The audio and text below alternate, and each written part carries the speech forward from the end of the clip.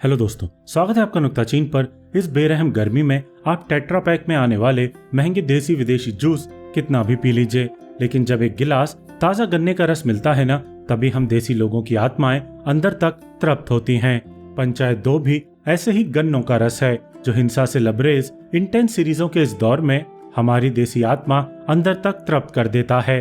वैसे भी हमारे आसपास के समाज को और उस समाज के आडंबरों को जब कोई सिनेमा हल्के फुल्के अंदाज में मखमल वाली मुलायमियत के साथ पेश करता है तो वो ज्यादा दिल छूता ही है, क्योंकि वो बहुत ज्यादा हमें चुभता नहीं और हंसी मजाक में बड़ी बड़ी बातें सरलता से कह जाता है। ऐसा नहीं कि पंचायत 2 में कमियां नहीं हैं, लेकिन उनकी बात बाद में करते हैं। पहले पंचायत के इस दूसरे सीजन की खासियतों पर लहालोट यानी कि खुश हो लेते हैं। सीजन 2 पहले सीजन के अंत के 1-1.5 महीने बाद शुरू होता है और सचिव जी अब अपनी फुलेरा गांव वाली जिंदगी में रम गए मालूम होते हैं। गांव वालों की परेशानियों को दिल लगाकर सॉल्व करते हैं, लेकिन एमबीए की तैयारी अभी भी चल रही है। प्राइवेट सेक्टर की लाखों की नौकरी का सपना रातों में अभी भी आता ही है, लेकिन साथ ही उनकी बंजर जिंदगी में मोहब्बत के छींटे भी पड़ना शुरू हो गए हैं और साथ ही कई ऐसे मसाइल और भसड़ भी जिंदगी में आ चुके हैं जो हम दर्शकों के लिए पंचायत 2 को मनोरंजक बनाते हैं। 8 ही एपिसोड के सीजन में शुरुआती 2 एपिसोड जैसे गांव की धीमी जिंदगी को समर्पित हैं, जिसमें लौकी वाली बोरियत है, केक वाला नयापन है और एक बड़ा शानदार ज्ञान है कि हर कोई कहीं न कहीं नाच ही रहा है। असली मारक मजा उन एपिसोड्स में आता है जिसमें गांव के हर घर में शौचालय लगाने की कवायद को दिखाया जाता है और खो गई बकरी को ढूंढने से लेकर चोरी हो गई चप्पल के इर्द गिर्द बढ़िया सोशल सटायर और कॉमेडी ऑफ एरर्स रची जाती है। सीरीज के कुछ एपिसोड जरूर सादे और साधारण हैं और मुझे खासकर 7वें एपिसोड ने काफी इरिटेट किया, जिसमें नायक का विदेश में नौकरी करके लौटा दोस्त गांव की जिंदगी को एक दिन के लिए एक्सप्लोर करता है।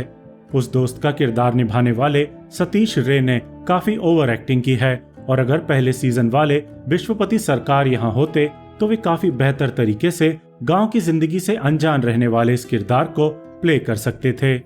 वहीं 8वां और अंतिम एपिसोड अपने इम्पैक्टफुल क्लाइमैक्स के लिए आप हमेशा याद रखेंगे, जिसमें सदैव हंसते मुस्कुराते रहने वाले उप प्रधान प्रहलाद पांडे का किरदार निभाने वाले फैजल मलिक ने गजब का इमोशनल अभिनय किया है।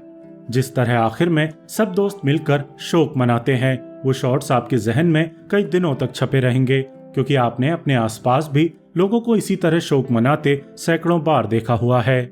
गुल्लक 3 के इमोशनल क्लाइमैक्स के बाद पंचायत 2 का क्लाइमैक्स भी परिवार, त्रासदी और दुख के वक्त में साथ खड़े रहने की थीम्स को कायदे से और रियलिस्टिकली एक्सप्लोर करता है।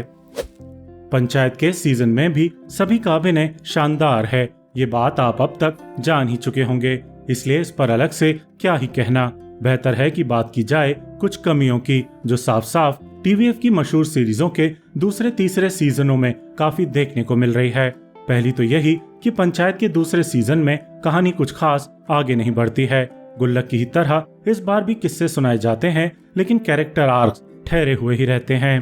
पहला सीजन अगर आपने फुलेरा गांव की वर्ल्ड बिल्डिंग में लगाया तो दूसरे में कहानी आगे बढ़नी चाहिए, सिर्फ चंद समस्याओं के निवारण तक पर रुकनी नहीं चाहिए। उदाहरण के लिए आप चंदन रॉय के किरदार विकास को देखिए, उन्होंने पहले सीजन में शानदार काम किया था, लेकिन दूसरे सीजन में वो उसी काम को दोहरा रहे हैं।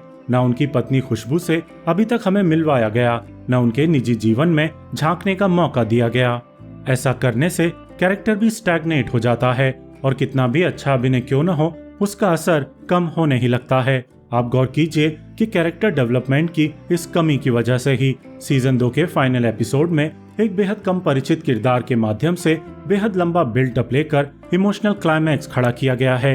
वो निसंदेह वर्क करता है, क्योंकि अभिनय जोरदार है और टीवी पत्रकार के माध्यम से जो बातें कही गई हैं वो और भी ज्यादा जोरदार हैं।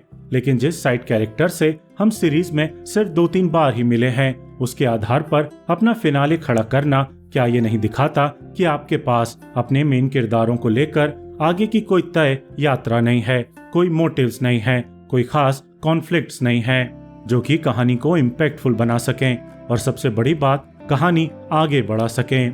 कोटा फैक्ट्री के सीजन 2 में भी यही कमी देखने को मिली थी और गुल्लक 3 देखते हुए भी यही लग रहा था कि अब दोहराव की मार पड़ना शुरू हो गई है।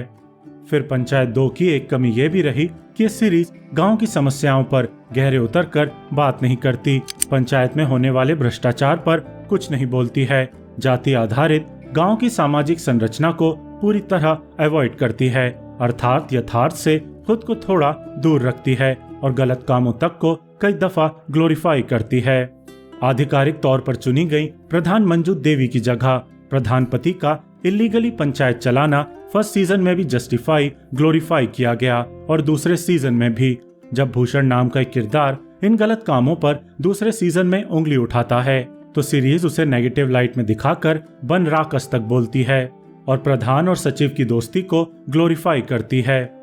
कहने का मतलब है कि अर्बन ऑडियंस को टारगेट कर बनाई गई सीरीज को अगर आप किसी ग्रामीण पृष्ठभूमि वाले शख्स को दिखाएंगे तो वो साफ साफ बता देगा कि ये सीरीज यथार्थ से कितनी दूर खड़ी है। लेकिन चूंकि ओटीटी का बिंज वॉचिंग का शौकीन दर्शक मुख्यतः शहरी पृष्ठभूमि वाला है, जिसे गांव में रहना घूमना एक रोमांटिक नोशन लगता है, उसे सीरीज का ये स्लाइस ऑफ लाइफ ट्रीटमेंट बड़ा शानदार लगना ही है। उम्मीद है आप भी पंचायत 2 को एंजॉय करेंगे जैसे कि मैंने किया, लेकिन उसकी वाजिब कमियों और आलोचनाओं पर भी गौर करेंगे। आजकल हर दूसरी सीरीज को मास्टरपीस कह देने का चलन है, इस तरह चलने से हमें बचना चाहिए। रिव्यू देखने का बहुत बहुत शुक्रिया।